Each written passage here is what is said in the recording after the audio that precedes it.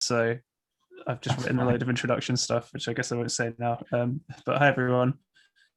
Um, yeah, so to add on onto that, I think um, I should say like Lates, they were always like a good source of like fundraising early on at Foodhall when there wasn't necessarily so much like funding coming into the project. Um, and yeah, they were on Fridays and we had like optional like donation on the door. So there was kind of like quite a lot of access to people who wanted to come. And yeah, we had lots of like bands doing their first gig and like people showing films and stuff like that, and talks. Cool. So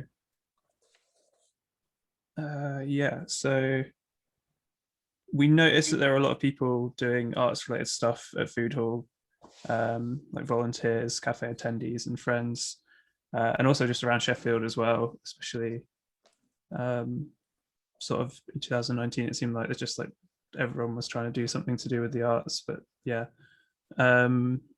So we decided it would be a good idea to do like a project grant, which is like Arts Council funding. And I was like completely new to all of that at the time. I'd never written any grants or anything. So Louis and I spent about 7 months talking about what we wanted to do, and writing it, which is quite long. And it dragged out a bit because we were both busy as well at the time on other things. And then others at Foodhall helped with like the editing process because there was some really good writers just knocking around at Foodhall. And that sort of helped to professionalize it. Making like a budget was pretty tricky as well. Like the Arts Council project grant questions are tough and confusing. So that was a bit tricky. And then we also made like a really detailed attachment with lots of images, and it showed what Foodhall is, our experience and background, and our plans, which I think definitely helped. And Louis at the time was very into Joseph Beuys, and suggested his ideas of social sculpture as like a good theme for the project. We agreed that Foodhall Project as a whole, with all of its branches and activities, was itself a social sculpture, and we wanted the exhibitions to sort of represent all of the groups that were doing stuff at Foodhall as well. Yeah, and to sort of represent the groups who had also done multiple Lates events, we ended up choosing Girl or GRL, Optronica, a GUI, Interworld, and then Louis did his own exhibition as well. And all of these like art groups had some sort of freedom to book other artists and acts, and we sort of all worked together to help build their ideas within the budget and to sort of manage and oversee the running of it. Cool. So the first exhibition we did was Patch of Grass, and that was Louis' one.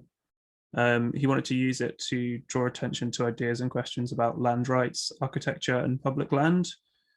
This grew from his involvement in a community land trust scheme with other social organisations in Sheffield. We ended up building a portable patch of like real grass with everyone, and then using it as a place of picnics and discussions within Foodhall itself. And we lugged it over to City Hall, where we had a good discussion on the topics led by Louis, alongside John Grayson. Oh, one sec. Sorry. Alongside John Grayson, who's like an activist and campaigner with South Yorkshire Migration and Asylum Action Group, and Philippa Hughes, a PhD researcher at Uni of Sheffield, also looking at community land trusts. The grass ended up being used as like a temporary tent pitch for a Foodhall community member, and then after to try and rewild the car park. And then this is like a drawing that Louis has done, like a sketch of how the space should be laid out for that exhibition. So yeah, you can kind of see the portable patches of grass and then being taken as well. And then the second one we did was the Structure of Suffering, which is a GUI and IKR imprint, who were like DIY promoters doing experimental art and music stuff, and done a few lates as well.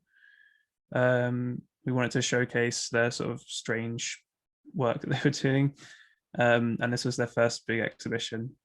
It ran for a week, and they had installations from Shomura, Anastasia Karkasis, Tatsuru Arai, Droid, and Donna Peterson. And this was the first exhibition with contributors from like all over the place, including international artists. So it was really exciting, and a lot of like, yeah, logistical stuff to sort out. Everyone pitched in as well to help like sort of build it, which is like a common theme across all of these. Like there's a lot of volunteers at Foodhall who all sort of wanted to help out with this, as well as people in the groups themselves. And led by Louis, they all sort of constructed different either like platforms to view things on, or pavilions, or just like the artworks themselves. So this is Louis' drawing for the GUI one, and in the middle you can see they made like a little viewing mini room inside the space. Foodhall's got lots of opportunities to use the space in interesting ways like that. And then there's a massive screen as well that we built from other parts of wood, like sort of modularly in Foodhall already. And yeah, so they had like an opening night with experimental live acts, which was a bit chaotic but really good. And then they invited the band The Holons to do a 12-hour free improv and drone performance in the space. And then on the Friday, Matt Butt, also from The Holons, led a piezo pickup making workshop, which was really cool. And the third exhibition we did was with GRL, our girl. It was called Infinite Space. And GRL are a woman, non-binary and trans DJ collective. They'd also done multiple dates and had like quite a big following at that point. And their members, Meg and Emily, were also really active in the Foodhall community, while also still being at uni. And they wanted to reflect on their progress and make a statement about their goals and ambitions. So they sort of did this mirror, like shiny stuff focused. I'm quite bad at describing things, but yeah, they said, in their own words, they said they were influenced by the work of artist Rachel Kidd, and they wanted to explore taking up space, how identities are articulated through physical and digital platforms, and what it means to see and be seen. It ran for a week with opening and closing events, which they performed at and had friendly discussions with people about the work. And the exhibition also took a lot of production work, with again lots of people helping out, and members from GRL sort of calling on a lot of different fields and forms of expertise, like laser cutting all the like stickers for the glass and stuff like that. And there's another sort of design drawing from Louis and Izzy enjoying the tent thing. And then the fourth one we did was with Optronica, who they sort of described themselves as an electronic open mic night. So performers can test out new material and jam. And they've been doing monthly events at Foodhall for about a year up to that point. So sort of, yeah, like really established. And they had like a dedicated community around it as well, which is really good. So they opened with like an all-day festival showcasing people who had performed at their nights. And across the exhibition had installations from Audio Maps Overlap, Chris Batty, Neil Woodall, Simon Elliott Kemp, and Temperance Pictures, who also did a film screening on the Wednesday with food served from the Foodhall kitchen. So we did a plates. Yeah, plates is just a later serving of food at Foodhall, and is another branch. Unfortunately, we couldn't have done. We should probably have done more plates during the exhibitions, because I think that would have been like a good way and to get more people in. And also, yeah, it was really good in this case as well with the film. And they closed on the Friday with another open mic night, and they used this gauze which they projected a live feed of the performers onto, like, as they were performing, which was a really good addition to the space and looked amazing. And then that's sort of another mock-up of how the space is going to be used, with like TVs and monitors to show the various like installations. So Interworld are a label. This is the last one we did. They're a label and art group based in Sheffield, and they also released my own music. They wanted to show art about the internet, technology, and life in the post-digital realm. And to do this, they created an isolation zone listening booth for new music, and a large isolation tank installation by Zaramis Meris in the basement, which used sensors to identify blood pressure changes in the person experiencing the artwork and sort of change the sound and lighting to fit. And it also featured work from artists such as Soraka Noble, Safran Maki, and Dom Ewan, as well as lots of local musicians who they sort of wanted to get and showcase all of their work across the week. So that was really good. And yeah, that was the last one that we did. Sort of to reflect on everything we did, like, it was the first time I'd done something like that, so it was a little bit like learning on the job, and it was an amazing experience just for that. It was a little bit of burnout towards the end of it because I was so like heavily involved in it, across all of it, and also, I mean, it required a lot of like volunteers to help out as well, so it was like sort of managing that side of it as well. And there was also like a really nice like bleed between the people who were running each of the art groups, like who wanted to help other people with theirs, or volunteers who were just interested and became sort of interested in helping across the whole thing. Probably what we could have done differently, like, this is some of the marketing we did for it, but I had also no experience at that, so I just like had to sort of wing it, and maybe we didn't like sort of plan ahead enough for all of that. So that was one of the sort of weak points, I think, even though the actual design of it and everything is like quite good.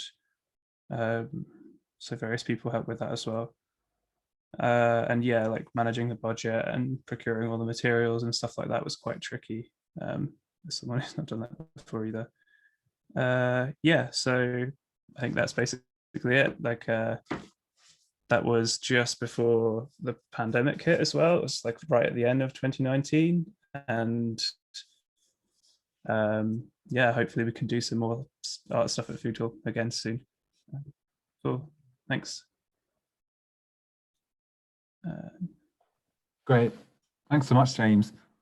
Yeah, it's really great to like, I mean, it's just yeah, it takes me back a bit. It's kind of, even when we were planning this, it was kind of like I couldn't believe it was kind of like so recently, and that kind of a year has just gone between. But yeah, no, thanks so much, James. I don't know if anyone has any questions or comments to make. Should I stop sharing my screen? I don't know if that's the etiquette or not. It's kind of nice actually to see who the light. Probably nice to keep it up actually. Okay, I'll leave it. Yeah, yeah, sorry, I don't really know Zoom very well, so I'm a bit like new to everything as well.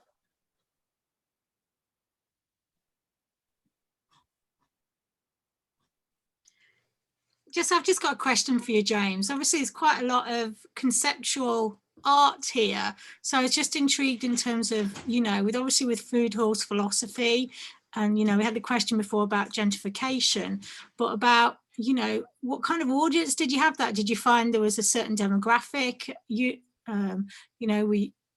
attracting that, and also, in terms of like, I like the lovely sketches that you're doing, Louis doing, and going, yeah, let's make this happen, make it real. I really like that quick turnaround, even though it's sort of called burnout. But yeah, in terms of who is attending these events.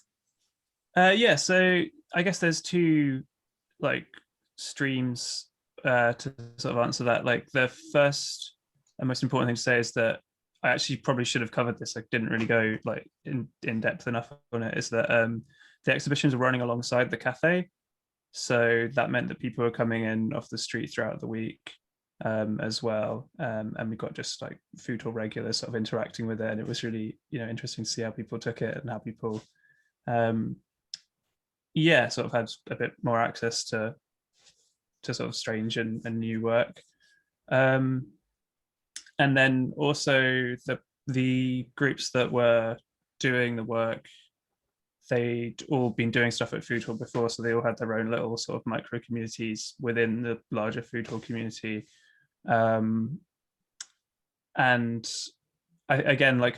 we probably could have done a better job of having more of a planned like marketing campaign or something to sort of make it stand out, to get sort of more people coming. But at the same time, there was like, still like the community of Foodhall who were sort of interested in stuff and coming as well. I really love the fact that just people are just coming in to eat and they come across art, because sometimes that's a big barrier in terms of, especially something that's more contemporary. There's that fear of stepping through a door, but the fact that you can just, like I sit in front of the TV and eat popcorn, you can do the same with conceptual art. I really like that.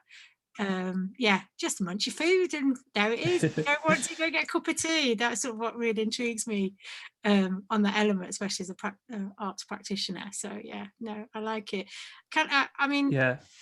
I've got a question just asking about, you just said about in terms of moving your volunteers on and people working with you, in terms of like, you just said yourself, it took a lot of time and energy, and I think that's something working in the voluntary sector a lot of time. So just intrigued on how are you passing this baton on, or is it something you think you're going to continue or build your team up?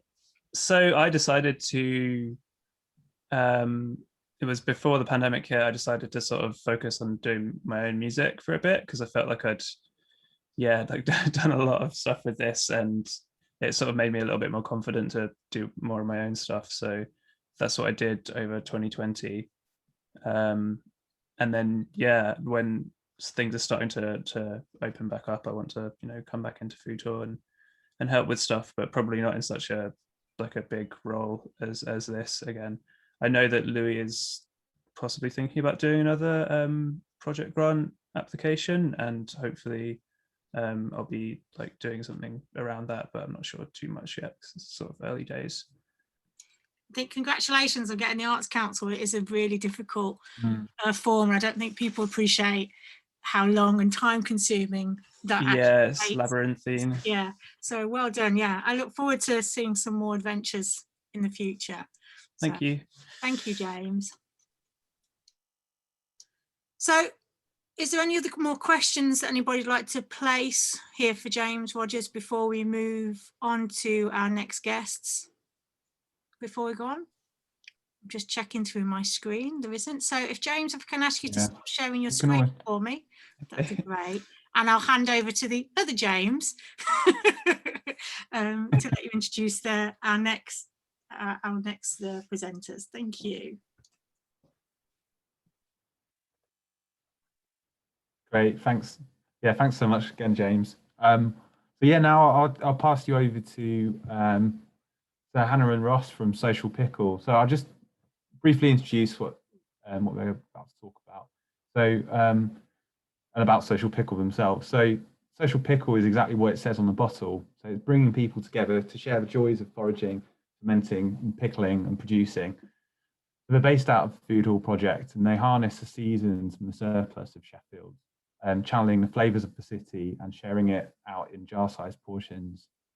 So for our meetup today, Social Pickle will discuss the micro and macro communities involved in preserving and fermenting food. The subject informs their, I think, up and coming, but I think it's happened recently, hasn't it? Was it? Yeah, anyway, maybe I'll just pass it to you, but this sort of recently informed your sort of collaboration with Sean Ray Parker and Rules of Three for Liverpool Biennale. Yeah. Thanks. Anyway, I'll pass over to you. I'll just share my screen.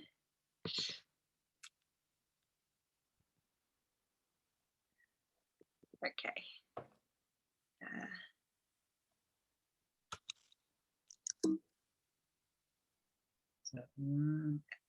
Sorry. Sorry, just look at them in my mind. Yeah. Oh, technical hitch. We thought we'd be able to see our notes on this computer, but yeah, I'm glad that you mentioned Sean for mental health, because we were going to thank him for inviting us to think about this whole topic as part of the biennial. But yeah, so can you put this on full screen? Yeah, is it not? Is it that? I think it's this one. Cool. Yeah, so we are Hannah and Ross from Social Pickle, which we are calling an interspecies and community collaboration. Yeah, so there's the rest of the current team at the market recently. But yeah, before we tell you more about ourselves, we wanted to just introduce you to the smallest members of the community, this creative food practice, which is the lactobacillus bacteria. It is just one of quite a few different bacteria that you work with in fermenting and preserving food. But yeah, we just wanted to say how, like, taking this micro community as the beginning, because it's really where all of our interests collided as a group. We sort of, using the bacteria, were able to experiment with flavors and making things sour, or, you know, like more umami. There's so much you can do with fermentation in that way. And also preserving, as we were all volunteers at in Foodhall Kitchen already, we kind of noticed how often there was even surplus of the surplus that Foodhall was bringing in. And so taking that and preserving it seemed like a natural thing to do. And also, as well as that, it's adding nutritional benefit to the food. And that's something that we thought was really important to make accessible to people. And yeah, we wanted to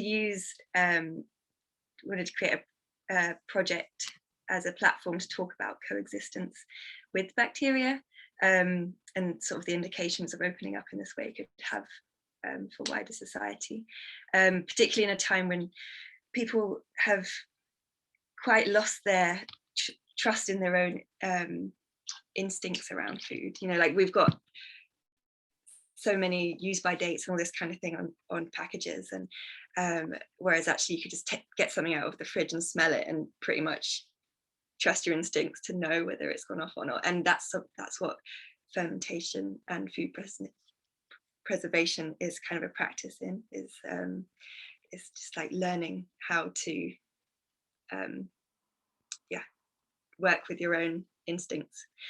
But yeah, also realizing, and this is largely thanks to Sandor Katz, who is a great fermentation master, is that, like, fermentation as a metaphor is this bubbly and exciting transformative process that can inform social situations as well as fuel them. So, like, fueled by eating them and then informed by learning from the process. And this is a quote from Sandor Katz. Fermentation is extremely versatile as a metaphor. Inside our minds, frequently, ideas ferment as we think about them and imagine how they might play out. Feelings too can ferment as we process them and they move through us. Sometimes this interior ferment transcends our individual experience and grows into a broader social process. So yeah, and then just to set the scene of where Social Pickle now is existing, we wanted to show you some of the layers of micro and macro communities.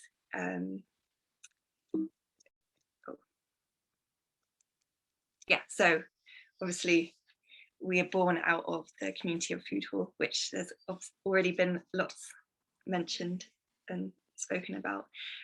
But yeah, we just wanted to sort of note how like Foodhall is already such a strong network of people like on site, also various places online, and just a space where either in the kitchen or in the cafe, people can bump into each other when they're like going to visit, but also ideas bump into each other, and through that they gain strength and grow, and that's how Social Pickle even came into being.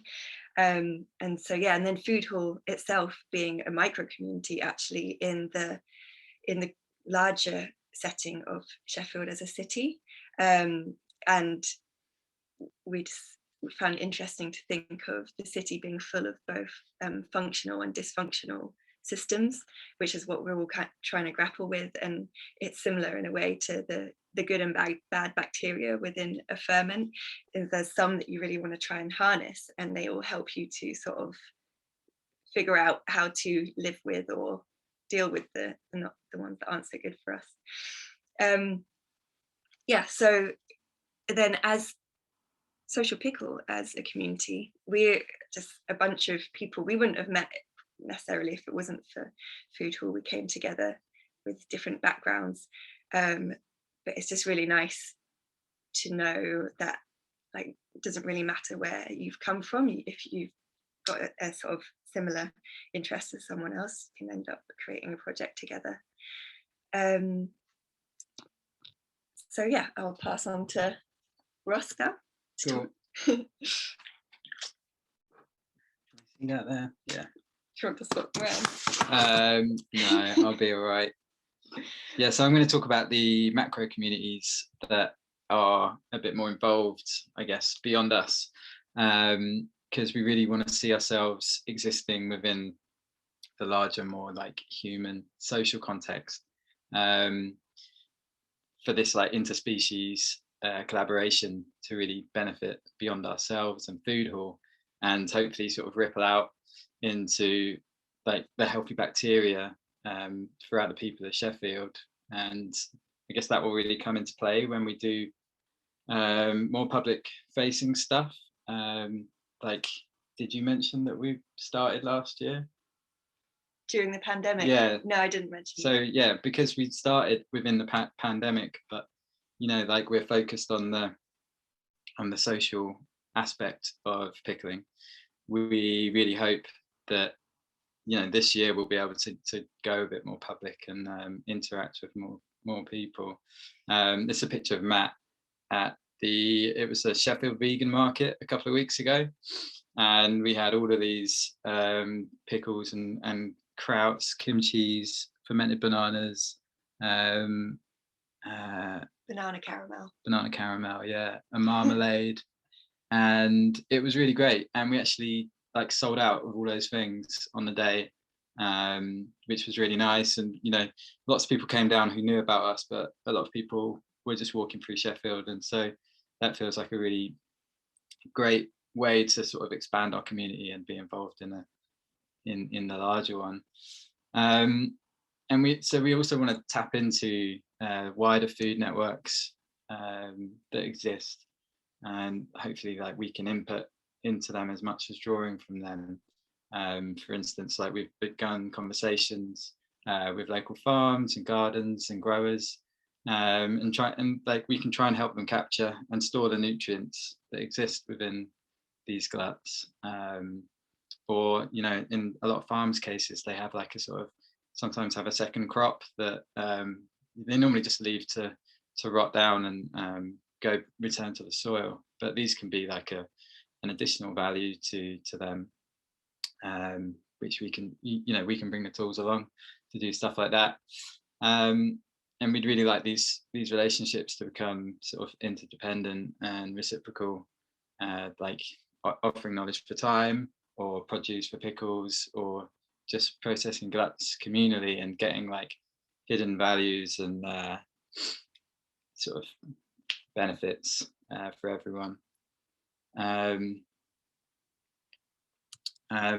So sort of becoming more interested in locally preserved and fermented foods can help us get a sort of clearer picture of what our food system looks like, and also how it can be stretched and added to, and it's sort of part of a larger story of food sovereignty, hoping to add to the local community having more power over their own food and health choices, and just we can bring sort of knowledge into that, or sort of even just opening up knowledge that already exists within these places, offering out other resources or support that they might need.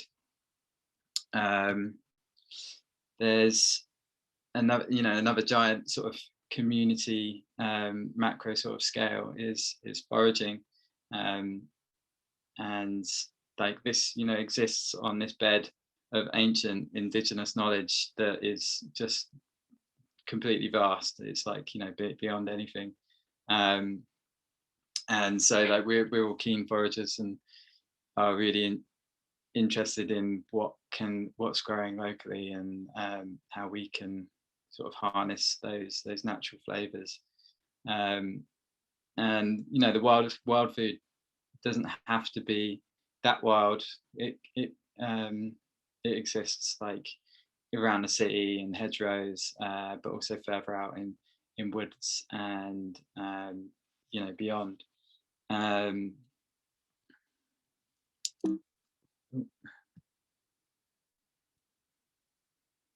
I going to that one yet? Sorry. I just have one more thing to. So another sort of macro community that we can't really ignore, that everyone's a part of, whether you like it or not, is sort of capitalism and the marketplace, and just the society that we all exist in. And so recently, some of the group from Social Pickle went to a workshop run by Katrin Bohm from Company Drinks in London. They got us to do this exercise, looking at the sort of visible and invisible economies within like a project that you do or the work that you're doing, and it normally present it as like an iceberg. And so at the top of it, you might have market stall sales. We've got a grant from Foodhall, payment to collaborators, cost of bottles, like really visible costs and like elements of running a project or a business. Also, usually the only things that are actually valued by the dominant system. Yeah, exactly. Yeah, the only things that we're capable of putting a price on, or witnessing. But it's all the interesting stuff below the waterline, where the iceberg comes into itself, and that's where we've got things like, that's the larger bit. Yeah, I don't know whether you can see this, but it's also on our Instagram. You guys can have a look at it afterwards. But we've got like conversations, connection, rediscovering history and culture, bacteria power workshops, friends, neighbors, slow time. That's something that we also really love about fermentation, is it's sort of, there's no like real time for how it works. Like during the winter, it works very differently to how it does in the summer, and so it's not like a quick get food and get your nutrients. You really have to like submit to how the sort of bacteria wants to play in that particular pickle. Also just like natural support, inspiration, the sun. There's just like this whole world of value that we don't usually put or bring into the frame. So yeah, this is a really interesting sort of exercise to do. If you've got a project or something as well, it could be nice to just sort of have a play with that.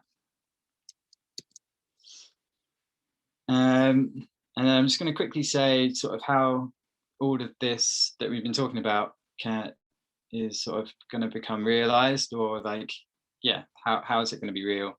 We've got a few things that we want to be doing.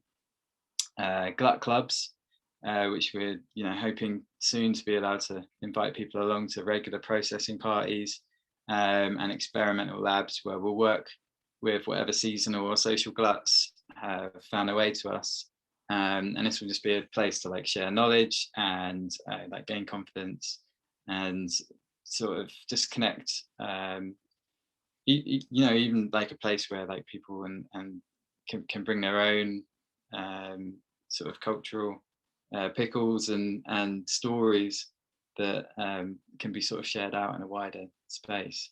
I mentioned before foraging, but as keen foragers, we'd like to sort of take people out and show them like their edible sort of terrain, and then also be able to like bring that back into processing it and preserving it for further times in the year. And like as we mentioned, it's all like a volunteer project at the moment, so we're looking to sort of get some funding where we can reach out and do larger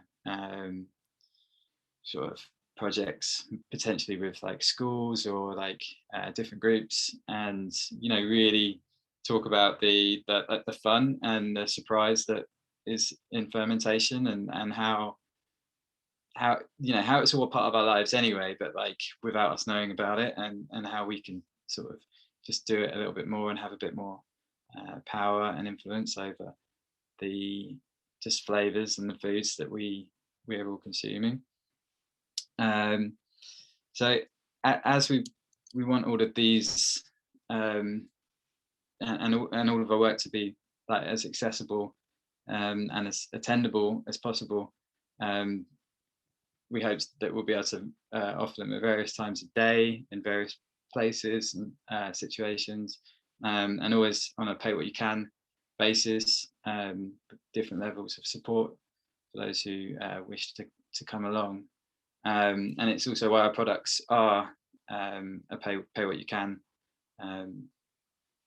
level as well, because we don't want money to be a barrier to accessing high quality, local, nutritious food and products, which it has become in so many other examples. It's sort of what, like fermentation? Yeah, the term organic or all these things that are actually just become barriers now. Yeah, for some people. So. Yeah, exactly. So it'd be really nice to see how like that won't be the case. It will probably take a lot of work, but I think having that at the heart at the start of it is a good place to start that conversation. So yeah, we hope to sort of like start doing some of these things in the coming months, and you can follow us on social media. I think it's social.pickle, or sign up to a newsletter, which you could gain from the Instagram. Or we'll have. Oh yeah, we can share those details. Yeah, we'll follow the event with an email as well, so we can include all those details to all the people that attended as well. So make sure those get to everyone as well. Cool. I'm gonna stop sharing there because that's us. Great. Thanks so much. That was really great. I just love how it's just kind of like it's a really interesting way of like sort of reflecting on how you connect with the world and the pace at which you do it. It's really great. I don't know, is anyone, I think we've got probably about 5 minutes for like any questions or comments if anyone wants to make, and then I'll just do a quick just wrap up. I shouldn't take too long, only a couple of minutes, but yeah, I think we have about five minutes or so if anyone has any questions. I know Kath has started some questions in the chat. Would you like to ask them? Oh, yeah, great. Have you heard of the Healy Trust? Yeah. Have you thought of working with them? And there's lots of other gardening projects out there. You're probably already aware of that. But Healy Trust is quite in the news at the moment. They're quite pushing themselves out there at the moment. And also, I was thinking of capitalising on working with older people who've got a whole history and knowledge base, doing reminiscence-based projects with people, when people used to do their own pickling more. Yeah. Have you Yeah. thought of that? I love that idea, Kath. Definitely, like, yeah, the fact that there's all of this knowledge sitting there, just, you know, not rotting, that's not the right word, but like, you know, not being used at all. And yeah, just to Creating connect. your own handbook of people, recipe book of pickling from a project. You could actually create a booklet from the project. That's Yeah. a We've started the open journal, hasn't beautiful. Yeah, that's a definite reason to get yourself an open journal. Oh yeah, yeah. And people with dementia, people like that who can engage with people, not just, you know, in care settings or day centres and things like that as well, who are more vulnerable, who would for well-being, linking in with social prescribing. There's a whole other area there. Yeah, I love the idea of creating some kind of intergenerational situations, because, you know, it's something that an older generation actually have so much more knowledge of, and it's this invisible process that, like, the internet and things like that are this invisible phenomena to a lot of people, that some people understand less than others, but actually there's other worlds as well that can be explored. That it would be, that's something that we hope to set up at some point. Yeah, right. Thank you so much. Thank you so much for everyone's questions. And thank you, Hannah and Ross, for that social pickle. I've just got an image of pickling old people literally in jars now, so you can take your own old person home with you. So that's what's just put in my head. So I think, thank you everyone for coming. I'm going to hand over to James to just wrap us up, so we can all get off and go have tea or walk the dog or go and have a nap, whichever we all prefer to do. So just on that, just thank you initially, and just to let James just to close the session. Thank you. Yeah, no, I just want to, before just doing our sort of shout outs for a few things, I just want to say a big thank you to Louis, James, Hannah and Ross, Ennett, Moss and Ian, I think, who's just left, for doing the event as well. It's been really great to have you and like share what you've all been up to and have a nice chat about it all as well. It's a shame we couldn't have longer really, but you know, I think we're hoping that we'll do some more sort of in-person things when we can pretty soon, I hope. So yeah, I just wanted to just do a few sort of like bulletin sort of things before we close up. So we do have a mailing list, so for anyone who's not part of that, I think Jennifer will be able to drop that in the chat, so we can keep you up to date with the other things we've got coming up. Great, is it? You point. Great, perfect, yeah. So also we're sort of at the moment we're excited to say that we're working with Leeds-based artist Lily Lavorato, who's in the call as well. We're working closely in establishing a new sort of SAN hub in Leeds as well. So we're really excited about that. And I think the next meetup or so, we're looking to sort of collaborate to sort of really, you know, sort of help make that happen and sort of have a sort of real sort of collaboration between the two cities would be really nice. So yeah, that's what we've got planned for sort of some of our meetups coming up soon. I think alongside, either as part of that or alongside that, I think we want to start doing some sort of in-person meetups, be that kind of in similar to the format we've had today, or even just some like casual walks, which are kind of focused around someone's practice or an idea that we might have. So we'll follow up with more about that. And also we've got some ongoing collaborations with arts charity Axis as well. There's two digital projects we're working on called the Social Art Library and the Social Artery. So I'd encourage you to sort of follow those up. Again, we put details to that in the stuff we put out.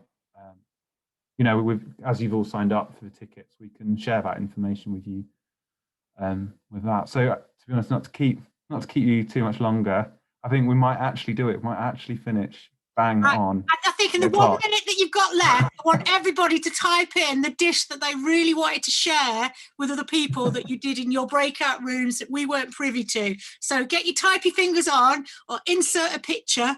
Go now, quick. And then we can all salivate and go raid our cupboard and think, well, I've got none of those ingredients, but hang on, the Foodhall might or Social Pickle might. And Louis, I want to do stuffed giant jellies with you, all right? Giant human-sized jellies. That's my next mission. I'm writing an Arts Council bid on that. And just finally, anything that we record, anything we record here is available to you, but also, as James was quickly saying, as everyone was writing, naughty vegan potato salad. I don't even ask what's in that. We're building the social art library to record all your practices, whether they're finished, concluded, ongoing, to just champion you all and to all us just build this network up. And also sound belongs to you. That sounds very much. So if you've got an idea or you want to go with something, contact us, because I'm nosy and I want to know what you're doing. Oh, it's actually very wholesome. Oh, tacos. Mine's salted sauté salad thing at the moment with peanuts and almonds. That's what I'm into. Pizza, lovely dumplings, lasagna, refried beans. Nobody's got any pickles here. I'm looking for some pickles. Anybody piccalilli stuffed pasta? What are you stuffing that pasta with? On that note, bread and olives. Have a lovely bread and olives. Let's break bread eventually. Goodbye. Yeah. And see you all. Thanks, everyone. And thanks, James. Thanks, everyone. And bye. Go away. Nice. Thank you. See you, everyone. Louis, jellies. Thanks, everyone. Need to talk. More message. Love you too. Right. Oh, great. Great. Fantastic. Great. Thanks for coming, Emmett. Yeah, We'll thank you. I'll catch up with you and get those details to everyone if you're still there. Yeah, I think it was left. Yeah. Cool. No, that went really well.